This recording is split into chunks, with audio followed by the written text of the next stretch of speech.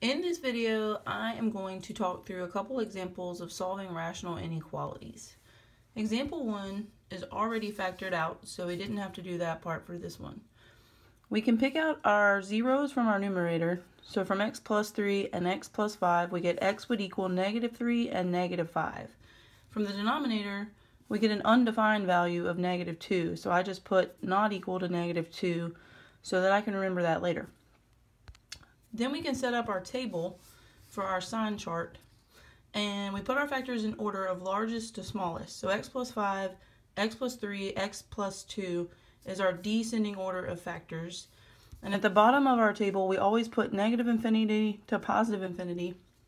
And we put these three numbers, or however many there are from our factors, in order from smallest to largest going to infinity. So I put -5, -3, and -2. And then we can fill in our sign chart. So x plus 5 will be positive after -5, because that value right there would make x plus 5 equal to 0. So everywhere after that in that row would be positive, and then to the left of it would be negative. X plus 3 is going to be positive everywhere after -3. So then to the left of -3 is still negative. X plus 2, same thing. After -2, because that's where x plus 2 would equal 0, is positive, and then to the left it's negative. So we fill in our signs, and then we total up the column for each one and get an overall sign for that column. So an odd number of negatives, like this first column here, would come out as negative. So then we have an even number of negatives, that's positive. Then there's only one negative, so that's negative. And then no negatives is definitely positive. Then to write out our answer, we need to double check what the original sign was.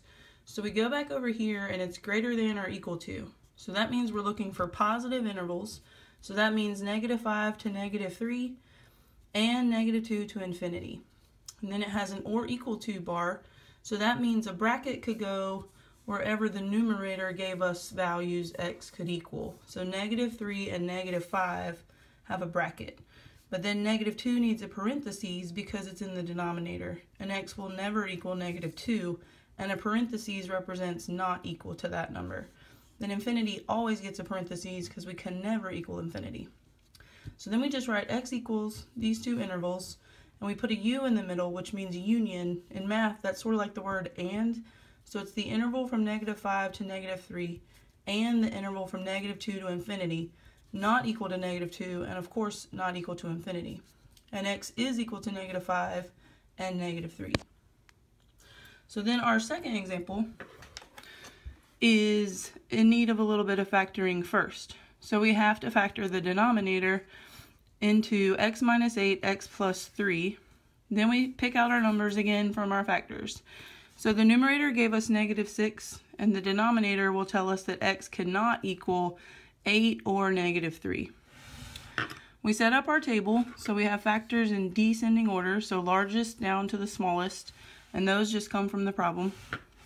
Then at the bottom of the table, we always have negative infinity to positive infinity, and we put our numbers in order that we got from our factors of what x can and cannot equal. So -6, -3, and 8 is the right order of those. And then we put in our signs. So again, we think about what values of x would make x plus 6 positive. And that would be anything larger than -6. So we put positive signs right there and a negative to the left. And then we fill in the other signs the same way. So x plus 3 is positive after -3, and x minus 8 is positive after 8. Then we total up the columns and get the sign at the bottom, and then check back with our original sign, which is greater than or equal to. So we need intervals that are positive, that goes with greater than. And we can have brackets where the numerator would allow us to. So -6 is the only number that gets a bracket. So I come over here, and that is one of the intervals I need since it's in positive. It's one of the positive intervals. So from -6 to -3, I put a bracket for -6, a parentheses for -3, then 8 to infinity is also a positive interval, and they just need parentheses. Because the 8 and the -3 will never be, like x can never equal that, so they need parentheses. And then we write x equals and put our union sign in the middle. So we have two more examples over here. The first one, we just needed to add one of the rational expressions to the other side, and then we had to get a common denominator. So you can see how I've worked this out to get x plus 7, x plus 8 is my common denominator.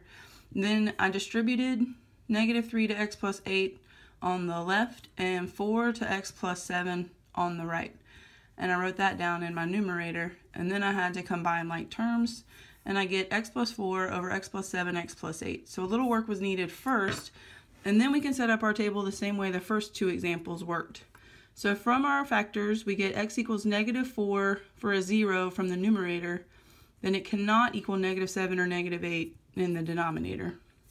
So we set up our descending factors on the left, -infinity to +infinity on the bottom. We make it look more like a table, draw the lines, and fill in our signs. So after -8, x plus 8 is positive. After -7, x plus 7 would be positive. And after -4, x plus 4 would be positive.